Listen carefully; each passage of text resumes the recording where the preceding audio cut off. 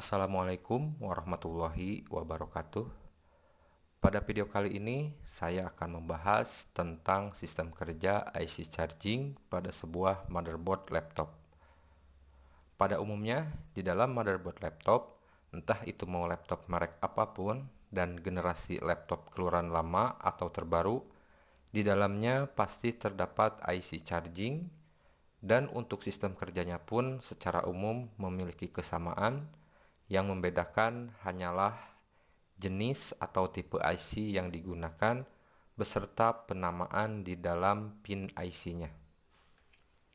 IC charging pada motherboard laptop selain bertugas untuk mengisi daya baterai, IC ini pun digunakan untuk mengendalikan sirkuit power selector.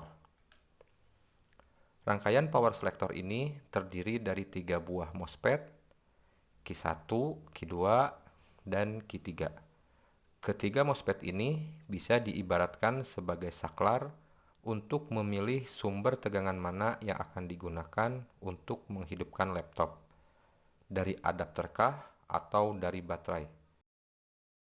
Yang intinya, MOSFET ini tidak boleh on secara bersamaan. MOSFET Q1 dan Q2 merupakan pintu gerbang untuk tegangan yang berasal dari adapter, sedangkan MOSFET Q3 adalah pintu gerbang untuk tegangan yang bersumber dari baterai. Untuk sistem kerjanya dalam pemilihan sumber tegangan yaitu sebagai berikut. Ketika baterai belum terpasang, lalu kita menghubungkan adapter ke laptop, maka pada saat ini IC charging akan mendapatkan tegangan kerja dari adapter melalui pin PCC yaitu pin nomor 20.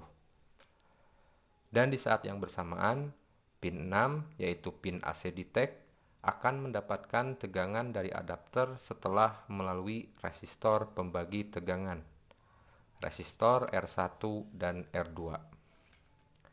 Hambatan dari kedua resistor ini nilainya sangat kritis, artinya jika nilai hambatannya berubah, maka akan mempengaruhi nilai tegangan yang masuk pada pin ini. Sesuai dengan namanya, yaitu pin AC detect, pin ini bertugas untuk membaca apakah sumber listrik dari adapter sudah masuk. Nah, jika pada pin 6 ini sudah terdapat nilai tegangan minimal 2,4 volt, maka pada pin baterai drive atau pin 11 tidak akan mengeluarkan tegangan, sehingga MOSFET Q3 tidak akan on, sedangkan pada pin 4 yaitu pin AC drive akan mengeluarkan tegangan sebesar 6 volt untuk menghidupkan kedua MOSFET power selector ini, MOSFET Q1 dan MOSFET Q2. Dikarenakan pada pin 4 atau pin AC drive hanya terdapat tegangan sebesar 6 volt, dan tegangan sebesar ini tidak akan cukup untuk membuat kedua MOSFET ini berada dalam keadaan on yang sempurna, maka setelah MOSFET Q1 on dan tegangan 19 volt mengalir melaluinya, tegangan ini langsung diumpankan ke pin 3 yaitu pin CM/SRC atau pin common source untuk memproses charge pump atau memompa tegangan di pin 4. Sehingga tegangan di pin ini akan bertambah besar dan akan mampu membuat kedua MOSFET Q1 dan Q2 menyala dengan sempurna. Atau dengan kata lain, kedua MOSFET ini sudah bekerja di wilayah saturasi cut-off. Penjelasan detail tentang MOSFET akan saya bahas di video-video yang akan datang. Nah, sampai saat ini, tegangan dari adapter akan masuk melalui kedua MOSFET ini dan menuju ke sistem untuk didistribusikan ke semua sirkuit yang memerlukan tegangan 19 volt ini.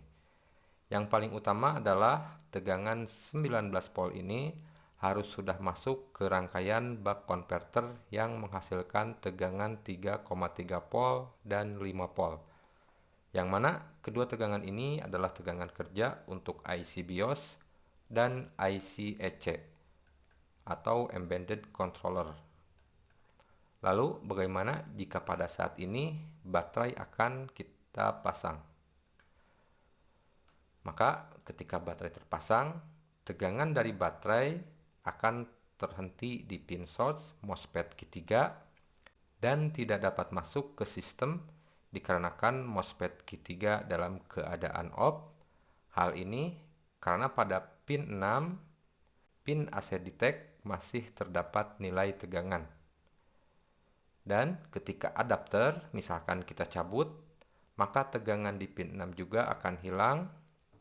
Dan dalam hitungan nanodetik, pin butt drive atau pin 11 akan mengeluarkan tegangan sehingga MOSFET Q3 akan segera on.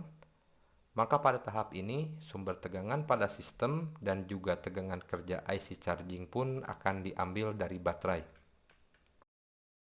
Dan yang memicu agar pin 11 mengeluarkan tegangan adalah dikarenakan pada pin 12 yaitu pin SRN mendapatkan tegangan dari baterai. Tegangan di pin 12 ini harus terbaca di atas 6 volt. Jika tegangan kurang dari itu, maka pin 11 tidak dapat mengeluarkan tegangan untuk menghidupkan MOSFET Q3. Dan bisa dipastikan laptop tidak akan hidup.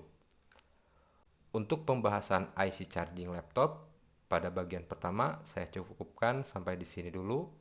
Dan pada pembahasan bagian kedua, saya akan jelaskan tentang proses chargingnya. Dan baiklah, semoga bermanfaat. Wassalamualaikum warahmatullahi wabarakatuh.